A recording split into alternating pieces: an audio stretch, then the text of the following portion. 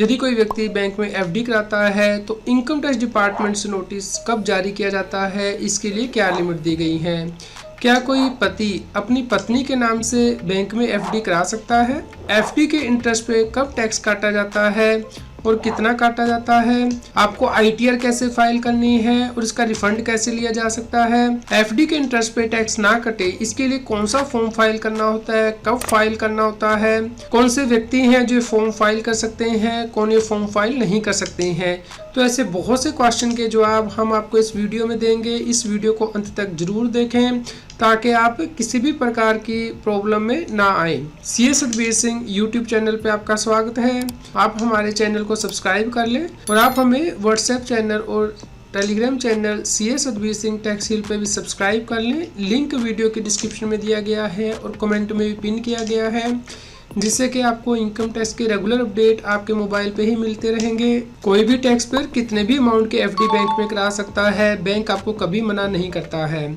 लेकिन यदि आप 10 लाख रुपया या उससे ज़्यादा की एफडी बैंक में कराते हैं तो उसकी इन्फॉर्मेशन बैंक के द्वारा इनकम टैक्स डिपार्टमेंट को भेजी जाती है और उसके बाद इनकम टैक्स डिपार्टमेंट इस जानकारी के बेस पे टैक्स पेयर को नोटिस जारी करता है। आप कहेंगे कि मैंने तो एफडी कराई थी, मुझे तो कोई नोटिस नहीं आया है। तो ये नोटिस जारी करने की टाइम लिमिट है इनकम टैक्स डिपार्टमेंट के पास, जिसे कि हम इस वीडियो में ही डिस्कस करेंगे। तो आपको उस टाइम पीरियड को ध्यान में रखना है और ये भी ध्यान में रखना है कि एफडी ऐसा नहीं है कि आप बैंक के पास कराएंगे तो ही जानकारी इनकम टैक्स डिपार्टमेंट के पास जाती है। यदि आप पोस्ट ऑफिस में कराते हैं या फिर निधि कंपनी में कराते हैं या फिर एनबीएफसी यानी कि नॉन बैंकिंग फाइनेंशियल कंपनी के पास कराते हैं तो भी ये जानकारी इनके द्वारा इनकम टैक्स डिपार्टमेंट को भेजी जाती है। यदि कोई व्यक्ति 10 लाख रुपये से ज़्यादा की एफडी बैंक में कराता है तो इसकी जानकारी इनकम टैक्स विभाग को भेजी जाती है।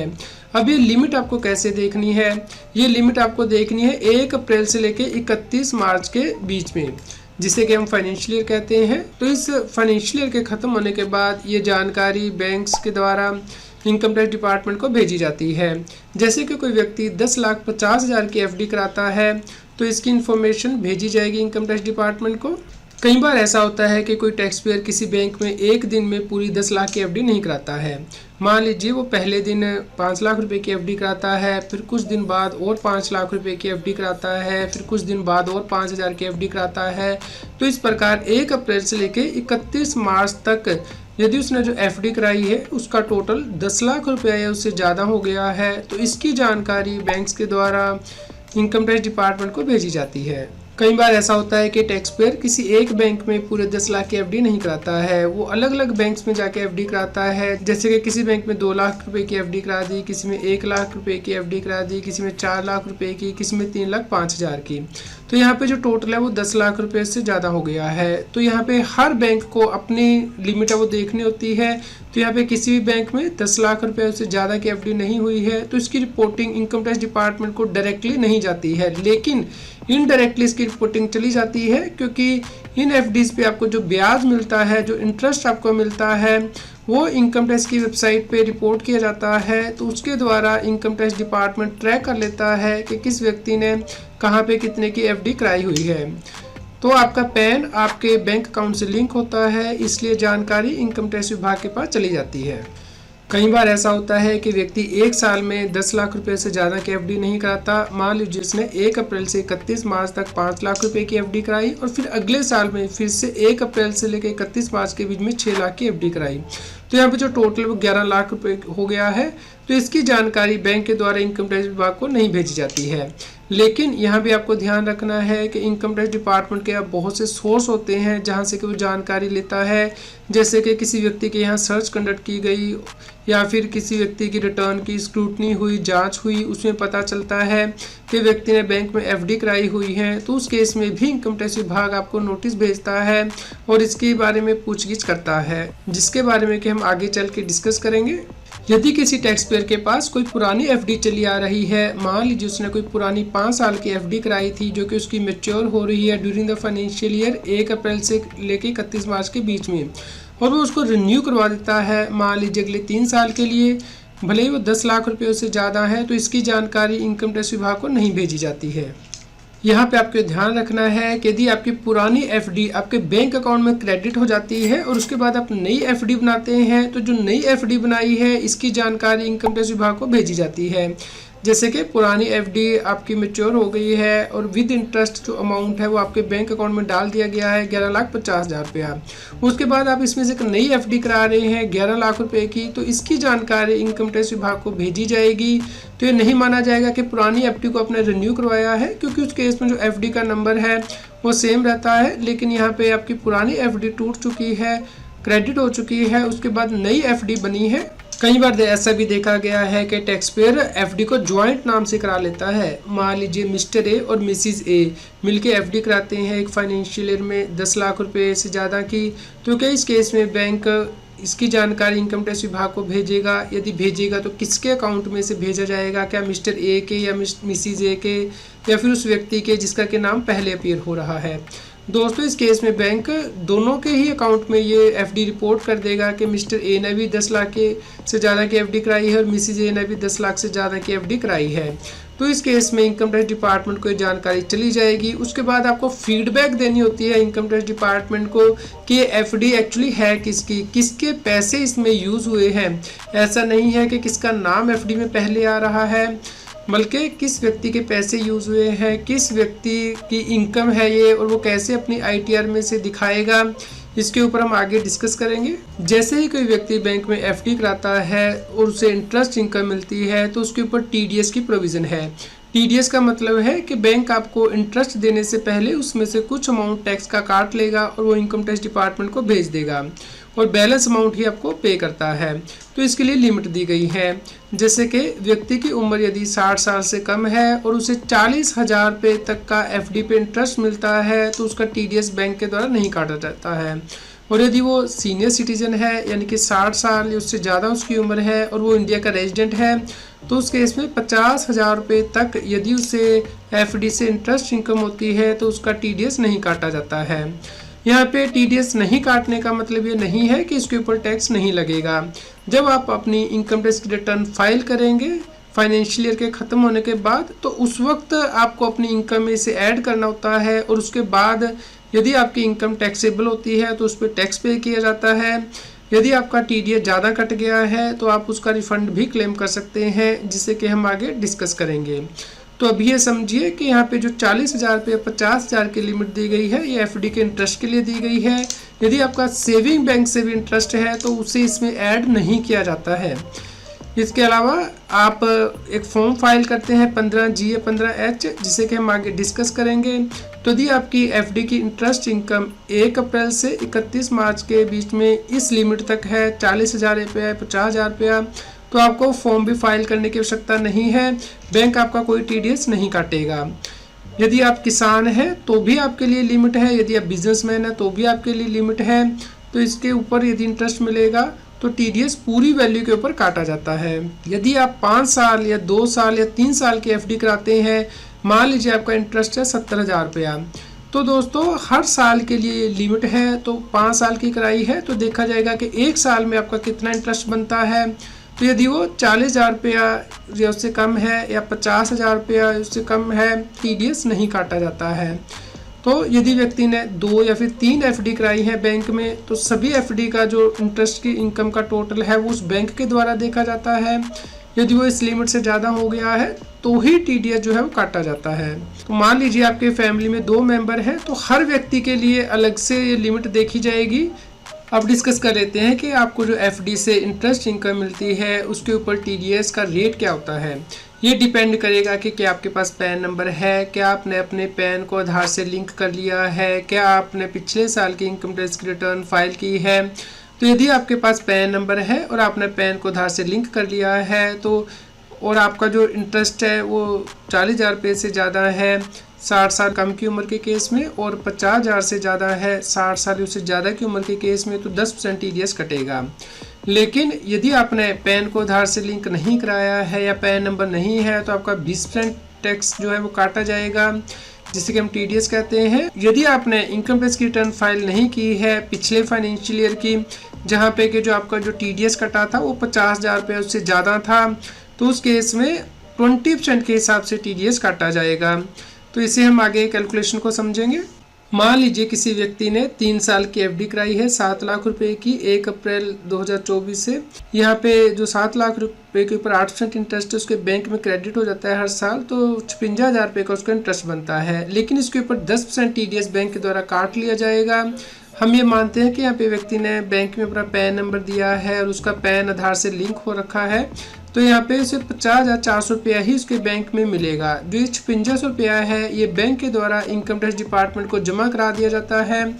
तो जब आप अपनी इनकम टैक्स की रिटर्न फाइल करते हैं उसमें ये अमाउंट या तो रिफंड क्लेम कर सकते हैं या फिर अपनी टैक्स लायबिलिटी से एडजस्ट कर सकते हैं, जिससे कि हम आगे समझेंगे। तो इस प्रकार हर साल आपका जो इंटरेस्ट बनेगा उसके ऊपर जो TDS है वो काट लिया जाता है बैंक के द्वारा और इनकम टैक्स डिपार्टमेंट को इन्फॉर्म कर दिया जाता है। तो यहाँ पे ऐसा नहीं है कि जो लिमिट है उससे ज़्यादा पे आपका TDS कटेगा। जैसे कि मान लीजिए आपकी लिमिट 40,000 रुपया है, आपकी उम्र 60 साल से कम है, तो वहाँ तक TDS नहीं काटा जाता है। लेकिन यदि 40,000 रुपये से ज़्यादा का इंटरेस्ट है तो पूरे इंटरेस्ट के ऊपर आपका जो टैक्स है वो काट लिया जाता है बैंक के द्वारा और इनकम टैक्स डिपार्टमेंट को बता दिया जाता है। दूसरा केस है कि यदि आपका पैन और आधार कार्ड तो लिंक है लेकिन आपने पिछले साल की ITR फाइल नहीं की थी ड्यू डेट पे, जब आपका जो TDS कटा था वो 50,000 या उससे ज़्यादा था। जैसा कि यहाँ पे 22-23 फाइनेंशियल ईयर में सैलरी पे TDS कटा है, पेंशन पे और FD के इंटरेस्ट इनकम पे TDS कटा था, तो टोटल TDS यहाँ पे 50,000 रुपये से ज़्यादा था व्यक्ति का। लेकिन व्यक्ति ने यहाँ पे इनकम टैक्स की रिटर्न फाइल नहीं की है, तो अगले साल यानी कि 23-24 में उसे जो इंटरेस्ट इनकम मिलेगी उसके ऊपर 10% TDS नहीं कटेगा बल्कि 20% TDS काटा जाएगा और बैलेंस अमाउंट ही आपको पे किया जाएगा। तो ये अमाउंट बैंक के द्वारा इनकम टैक्स डिपार्टमेंट को जमा करा दिया जाता है TDS का। जब आप अपनी रिटर्न फाइल करते हैं उसमें इसका क्रेडिट क्लेम करते हैं। यहाँ पे आपको ध्यान रखना है कि जब आप अपनी इनकम टैक्स की रिटर्न फाइल करेंगे उसमें आपको एक ग्रॉस अमाउंट दिखाना होता है इंटरेस्ट इनकम का जो यहाँ पे आपको रिसीव हुआ है। नेट अमाउंट नहीं दिखाना, ग्रॉस अमाउंट दिखाना है। यदि आपने अपने पैन को आधार से लिंक नहीं किया है तो उस केस में भी हाई रेट से TDS काटा जाता है यानी कि 20% के हिसाब से। तो पैन को आधार से लिंक कैसे करना है, कैसे आपको चेक करना है, इसके ऊपर आप CA सतबीर सिंह चैनल की जो वीडियो है वो रेफर कर सकते हैं। इसका लिंक आप अपनी राइट हैंड साइड में कार्ड में भी देख सकते हैं और वीडियो के डिस्क्रिप्शन में भी दिया गया है। तो आप अपनी इनकम टैक्स की रिटर्न हर साल फाइल कीजिए और अपने पैन को आधार से जरूर लिंक कीजिए ताकि आपका हाई रेट से TDS ना कटे, क्योंकि इससे आपको जो पैसा है वो ब्लॉक हो जाता है गवर्नमेंट के पास। तो जब आप अगले साल रिटर्न फाइल करेंगे उस वक्त आप रिफंड क्लेम करते हैं, तो उस वक्त तक आपका जो पैसा है वो गवर्नमेंट के पास पड़ा रहता है, इसलिए आपका लॉस होता है। तो आप कंप्लायंस टाइमली करें। यदि किसी व्यक्ति ने 5 साल की FD कराई है तो उस केस में TDS कैसे कैलकुलेट होता है। यहाँ पे मान लीजिए 5 लाख रुपए की आपने FD कराई है, विद इंटरेस्ट अमाउंट आपको 5 साल बाद मिलेगा मेच्योरिटी पे 6,69,113 रुपीज़। तो यहाँ पे आपको बैंक से इंटरेस्ट सर्टिफिकेट लेना होगा कि हर साल आपका जो कितना एक्रूड इंटरेस्ट यहाँ पे आ रहा है। भले ही अमाउंट आपको 5 साल बाद मिलेगा लेकिन हर साल आपको अपनी इनकम टैक्स की रिटर्न में इस अमाउंट को दिखाना है और यहाँ पे हर साल के लिए लिमिट जो देखी जाएगी। यदि व्यक्ति की उम्र 60 साल से कम है और ये जो इंटरेस्ट पेबल है व्यक्ति को वो 40,000 रुपया या उससे कम है तो कोई TDS नहीं काटा जाएगा। इसी प्रकार यदि व्यक्ति की उम्र 60 साल या उससे ज़्यादा है और जो इंटरेस्ट हर साल उसका जो एक्रूड यहाँ पे आ रहा है वो 50,000 रुपये से कम है तो कोई TDS नहीं काटा जाएगा। लेकिन आपको इनकम टैक्स की रिटर्न में इस अमाउंट को दिखाना है ताकि आपको कोई इनकम टैक्स का नोटिस ना आए। आप ऐसा नहीं कह सकते कि 5 साल बाद मुझे ब्याज मिलेगा तो 5 साल बाद मैं अपनी इनकम टैक्स की रिटर्न में दिखाऊंगा। उस केस में आप मुसीबत में आ सकते हैं, इनकम टैक्स डिपार्टमेंट आपको नोटिस भेज सकता है, क्योंकि जो FD की इंटरेस्ट इनकम है वो नॉर्मली आप अक्रूवल बेसिस पे ऑफर करते हैं टैक्स में। तो जब आप इसे रिसीव करेंगे उस वक्त आपको ये ऑफर करने की जरूरत नहीं है क्योंकि आपने हर साल इसे ऑफर कर दिया है।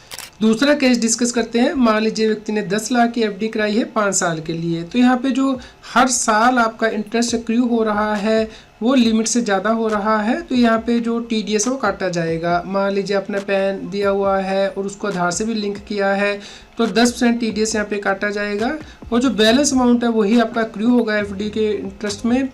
तो यहाँ पे आपको ध्यान रखना है कि यहाँ पे आप जो TDS का क्रेडिट है वो हर साल क्लेम करेंगे तो इनकम भी आपको हर साल टैक्स के लिए ऑफर करनी है। ऐसा नहीं है कि आप जो इंटरेस्ट इनकम है वो तो मैच्योरिटी पे ऑफर करेंगे टैक्स के लिए और उसका क्रेडिट हर साल क्लेम कर लेंगे टीडीएस का। तो अगर आप ऐसा करते हैं कि आप मैच्योरिटी पे ही ऑफर करना चाहते हैं टैक्स के लिए, तो आप टीडीएस का क्रेडिट भी नहीं क्लेम कर सकते हैं। तो यहाँ पे आपको ये इंश्योर करना है कि आप हर साल जो एफडी का इंटरेस्ट इनकम है उसका सर्टिफिकेट बैंक से लें और उसे अपनी आईटीआर में दिखाएं, और जो टीडीएस यहाँ पे कट रहा है उसका आप अपनी इनकम टैक्स की रिटर्न में क्रेडिट क्लेम कर लें।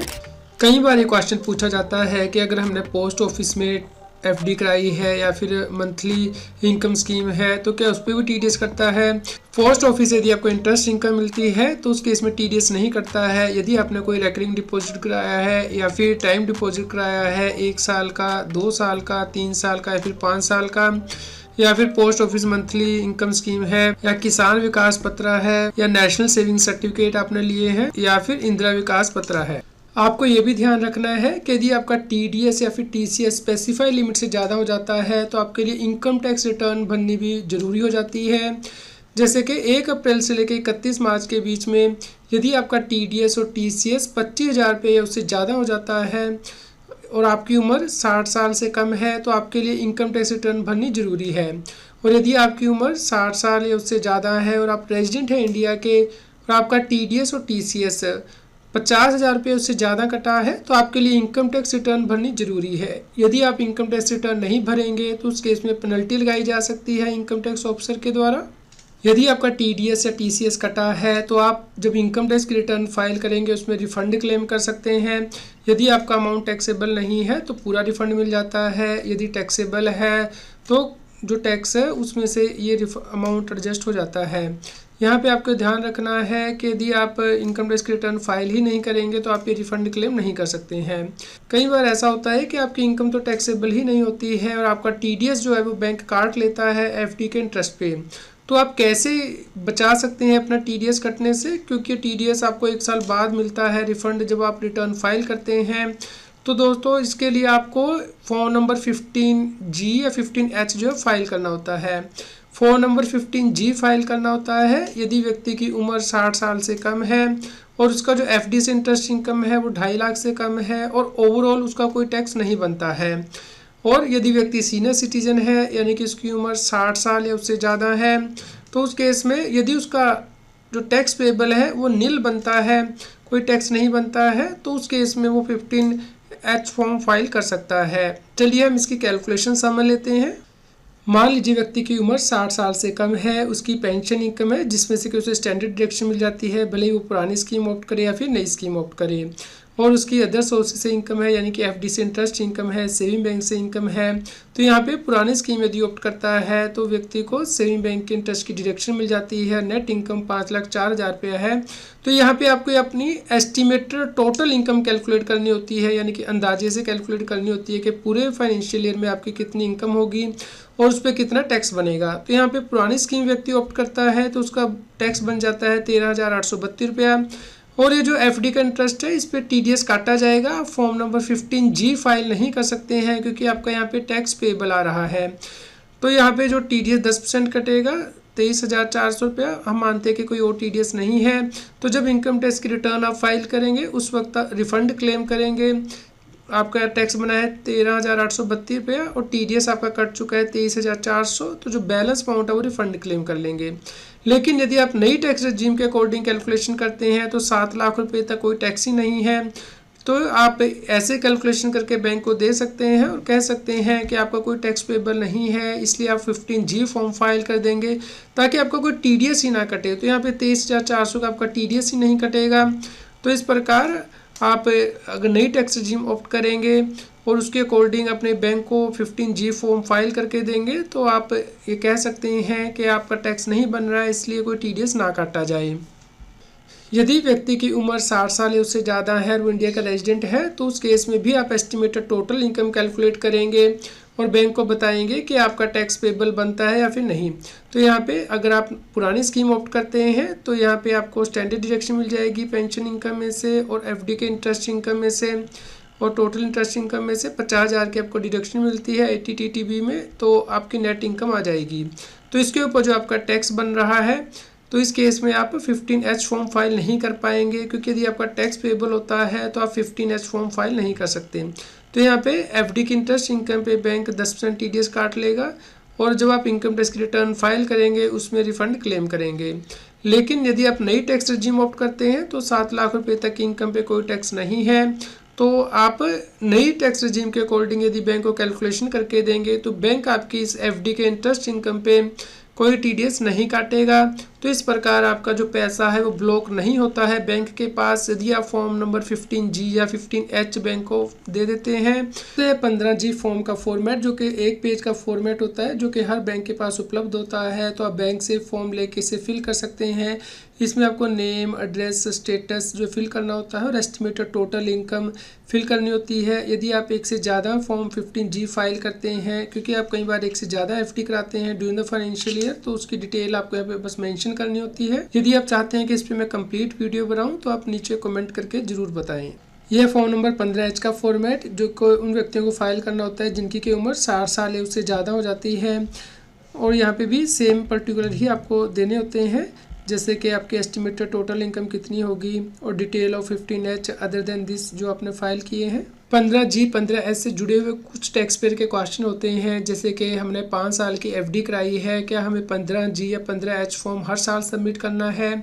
जी हाँ, उससे ही बैंक को पता लगता है कि आपकी किसी फाइनेंशियल ईयर में जो टैक्सेबल इनकम नहीं है, टैक्स नहीं बन रहा है, इसलिए आपको 15G या 15H फॉर्म हर साल फाइल करना है, भले ही आपने 5 साल की एफडी कराई है। यदि आपकी डिफरेंट बैंक में एफडी है तो आपको हर बैंक में 15G या 15H फॉर्म फाइल करना है, ताकि बैंक के द्वारा एफडी के इंटरेस्ट इनकम पे टीडीएस ना काटा जाए, क्योंकि आपका टैक्स पेबल ही नहीं बनता है। तो पेंशनर जो होते हैं उन्हें इस बात का खास ध्यान रखना है कि वो हर साल जो है ये फॉर्म बैंक को सबमिट कर दें, ताकि उनके एफडी के इंटरेस्ट इनकम पे कोई टीडीएस ना कटे। आपका जो टीडीएस काटा जाता है बैंक के द्वारा, उसके लिए टीडीएस रिटर्न भी फाइल की जाती हैं, जैसे कि अप्रैल, मई एंड जून मंथ में आपका जो एफडी का इंटरेस्ट बना उसके ऊपर टीडीएस काट लिया जाता है और इनकम टैक्स डिपार्टमेंट को जमा कर दिया जाता है। उसके बाद आपको टीडीएस सर्टिफिकेट भी जारी किए जाते हैं, तो हर क्वार्टर के लिए आपको टीडीएस सर्टिफिकेट भी बैंक से कलेक्ट कर लेने हैं। तो यदि आप 15G या 15H फॉर्म बैंक को देना भूल गए हैं, मान लीजिए क्वार्टर 1 में देना भूल गए हैं, तो आप इंश्योर कीजिए कि क्वार्टर 2, क्वार्टर 3, क्वार्टर 4 में आपका टीडीएस ना कटे। इसके लिए आप 15G या 15H फॉर्म फाइल कर दीजिए बैंक के पास। यदि आपकी एस्टिमेटेड टोटल इनकम पे कोई टैक्स पेबल नहीं आ रहा है, कई बार ऐसा होता है कि आप अप्रैल मंथ में एफडी कराते हैं तो उस वक्त आपने 15G फॉर्म सबमिट कर दिया है, तो मान लीजिए आप अक्टूबर मंथ में दोबारा से एफडी करा रहे हैं तो आपको फिर से 15G या 15H फॉर्म सबमिट करना है, क्योंकि अब आपकी एस्टिमेटेड जो टोटल इनकम है वो रिवाइज हो जाएगी, आपका इंटरेस्ट जो है वो बढ़ जाएगा। तो यहाँ पे आपको ध्यान रखना है कि हर बार आपको 15G या 15H फॉर्म बैंक को सबमिट करना है। यदि आपने एफडी ऑटो रिन्यूअल पे डाली हुई है तो उसके लिए भी आपको ध्यान रखना है कि आपको बैंक के पास जाके 15G या 15H फॉर्म फाइल करना है, ताकि आपका टीडीएस ना काटा जाए। तो कई बार ऑटो स्वीप फैसिलिटी आपने अवेल की होती है बैंक के पास, ऑटोमेटिकली आपकी एफडी बन जाती है, तो उस केस में भी आपको 15G और 15H फॉर्म फाइल करना है, ताकि बैंक के द्वारा आपका कोई टीडीएस ना काटा जाए। आप एक किस प्रकार चेक करेंगे कि बैंक ने आपकी एफडी का कितना इंटरेस्ट इनकम टैक्स विभाग को रिपोर्ट किया है और कितना उसके ऊपर टीडीएस काटा है? तो चलिए चलते हैं इनकम टैक्स की वेबसाइट पे। आपको इनकम टैक्स की वेबसाइट पे लॉगिन करना है, यहाँ पे AIS पे प्रेस करना है, जिसके बाद कि आपको नई साइट पे रीडायरेक्ट कर दिया जाएगा। उसके बाद आप यहाँ पे AIS पे प्रेस करेंगे तो यहाँ से आप फाइनेंशियली चूज कर सकते हैं, जिसके लिए कि आप डिटेल देखना चाहते हैं। उसके बाद tax payer information summary press करेंगे, तो यहाँ से आप देख सकते हैं कि आपने कितनी एफडी बैंक में कराई है और उस पर कितना इंटरेस्ट यहाँ पे मिला है। तो यहाँ पे जो सामने एरो दिया गया है, इस ड्रॉप डाउन पे आप प्रेस करेंगे तो यहाँ पे आप देख सकते हैं कि बैंक के द्वारा आपके एफडी के इंटरेस्ट पे कितनी इनकम टैक्स विभाग को रिपोर्ट की गई है। आप एफडी के इंटरेस्ट पे टीडीएस देखना चाहते हैं तो इनकम टैक्स की वेबसाइट पे लॉगिन करेंगे, ई फाइल में जाएंगे, इनकम टैक्स रिटर्न पे जाएंगे, यहाँ पे व्यू फॉर्म 26S पे प्रेस करेंगे, जिससे कि आपको नई वेबसाइट पे रीडायरेक्ट कर दिया जाएगा। उसके बाद आप यहाँ पे आई एग्री प्रेस करेंगे, प्रोसीड करेंगे और यहाँ पे व्यू टैक्स क्रेडिट स्टेटमेंट पे प्रेस करेंगे। यहाँ पे आप फाइनेंशियल ईयर चूज करेंगे, मान लीजिए आप फाइनेंशियल ईयर 22-23 जो है वो चूज करना चाहते हैं, तो यहाँ पे आपको असेसमेंट ईयर जो है 23-24 चूज करना है, यानी कि 1 अप्रैल 22 से 31 मार्च 23 की इनकम 23-24 में असेस होती है। यहाँ पे व्यू एज HTML कीजिए, उसके बाद आपको यहाँ पे व्यू एंड डाउनलोड पे प्रेस करना है। तो यहाँ पे आप देख सकते हैं कि किस व्यक्ति के द्वारा आपको कितनी इनकम दी गई है, उस पर कितना टीडीएस काटा है, यहाँ पे आ जाएगा। यहाँ पे सामने जो प्लस बटन दिया गया है इस पर आप प्रेस करेंगे तो यहाँ पे जो सेक्शन 194A है ये है interest other than interest on securities, यानी कि आपकी जो एफडी पे इंटरेस्ट इनकम आपको मिला है, इस पर जो टीडीएस कटा है उसकी डिटेल यहाँ पे आ जाएगी। तो यहाँ पे डेट ऑफ ट्रांजैक्शन आ रही है, यानी कि आपको इनकम किस दिन बैंक के द्वारा दी गई है, उस पर कितना टीडीएस काटा गया है, तो ये डिटेल आपको यहाँ से मिल जाएगी। तो यदि आपका एफडी पे इंटरेस्ट इनकम है तो आपको बैंक से इंटरेस्ट सर्टिफिकेट ले लेना है और वो मैच कर लेना है कि जो इन्फॉर्मेशन बैंक ने इनकम टैक्स डिपार्टमेंट को भेजी है क्या वो सही है। तो इसके लिए आप इंटरेस्ट सर्टिफिकेट बैंक से जरूर कलेक्ट करें। यदि आपके एफडी के इंटरेस्ट इनकम पे टीडीएस कटा है तो आप इनकम टैक्स रिटर्न फाइल करके उसका रिफंड क्लेम कर सकते हैं। आपको ये ध्यान रखना है कि जो एफडी का इंटरेस्ट है वो अक्रूवल बेसिस पे आप टैक्सेबल कर लें अपनी रिटर्न में, भले ही आपकी एफडी का जो इंटरेस्ट है आपको 5 साल बाद मिलेगा मैच्योरिटी पे। और आपको इनकम टैक्स की रिटर्न कैसे फाइल करनी है, नया टैक्स रजीम ऑप्ट करना है या पुराना, इसके ऊपर आप मेरे चैनल पर वीडियो रेफर कर सकते हैं, जिसका लिंक आप अपने राइट हैंड साइड कार्ड में भी देख सकते हैं और वीडियो के डिस्क्रिप्शन में भी देख सकते हैं। यदि आपकी इनकम 7 लाख रुपए तक है तो कोई टैक्स नहीं लगेगा नई टैक्स रजीम में। इसकी कैलकुलेशन कैसे करनी है इसके ऊपर आप वीडियो मेरे चैनल CS सतबीर सिंह पे रेफर कर सकते हैं, जिसका लिंक है आपके राइट हैंड साइड कार्ड में भी दिया गया है, वीडियो के डिस्क्रिप्शन में भी दिया गया है। यदि आपकी उम्र 75 साल या उससे ज़्यादा है और आपकी एक ही बैंक से पेंशन इनकम आती है और उसी बैंक में आपने एफडी कराई हुई है जिसपे कि आपको इंटरेस्ट इनकम मिलती है, तो उस केस में आपका बैंक ही आपका टैक्स काट के गवर्नमेंट के पास जमा करा देता है। आपको इनकम टैक्स रिटर्न फाइल करने की आवश्यकता नहीं होती है। इसके लिए आपको बैंक के पास डिक्लेरेशन देनी होती है। यदि आप चाहते हैं कि इसके ऊपर मैं डिटेल्ड वीडियो बनाऊं तो आप नीचे कमेंट करके जरूर बताएं। तो क्या हस्बैंड अपनी वाइफ के नाम से एफडी करा सकता है? जी हाँ, बिल्कुल करा सकता है, लेकिन यहाँ पे आपको इनकम टैक्स की प्रोविजन का ध्यान रखना है। आप बिना किसी कंसिडरेशन के वाइफ को पैसा ट्रांसफर नहीं कर सकते हैं, क्योंकि वाइफ ने उसकी रिटर्न में कुछ भी नहीं किया है। तो यदि आप अपनी वाइफ के नाम से एफडी कराते हैं तो उस केस में जो उसका इंटरेस्ट इनकम है वो आपको अपनी इनकम टैक्स रिटर्न में ही दिखाना होगा, और जो टीडीएस भी कटा है वाइफ के नाम से वो भी आपको अपनी आईटीआर में ही ट्रांसफ़र करना होगा और उसमें ही इंटरेस्ट इनकम भी दिखानी है और टीडीएस क्रेडिट भी क्लेम करना है। तो यहाँ पे क्लबिंग ऑफ इनकम की प्रोविज़न एप्लीकेबल होगी इनकम टैक्स एक्ट के अंतर्गत, आपको इस बात का ध्यान रखना है। यदि आप पुरानी टैक्स रजीम को ऑप्ट करते हैं और आपकी उम्र 60 साल उससे ज़्यादा है तो आप सेक्शन 80 TTB के अंतर्गत जो इंटरेस्ट इनकम है उसकी डिडक्शन क्लेम कर सकते हैं। मैक्सिमम 50,000 रुपये तक ये डिडक्शन मिलती है। तो इसके ऊपर आप मेरे चैनल पे वीडियो रेफर कर सकते हैं, जिसका लिंक मैंने राइट हैंड साइड में भी दे दिया है और वीडियो के डिस्क्रिप्शन में भी दे दिया है। अब डिस्कस कर लेते हैं कि आपको इनकम टैक्स डिपार्टमेंट से नोटिस कब आता है। ये डिपेंड करता है कि आपकी इनकम कितनी टैक्स से स्केप हो गई है, टैक्स से बच गई है। क्या वो 50 लाख से कम है या फिर 50 लाख से ज़्यादा है।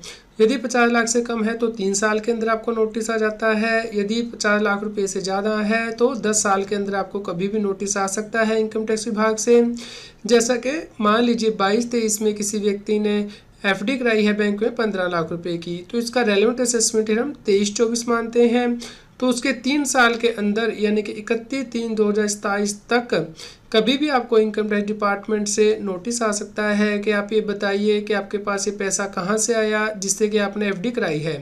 यदि आप ये एक्सप्लेन नहीं कर पाएंगे तो उस केस में इनकम टैक्स भी लगाया जाएगा, इंटरेस्ट, पेनल्टी और प्रोसिक्यूशन भी लॉन्च की जाती है इनकम टैक्स डिपार्टमेंट के द्वारा।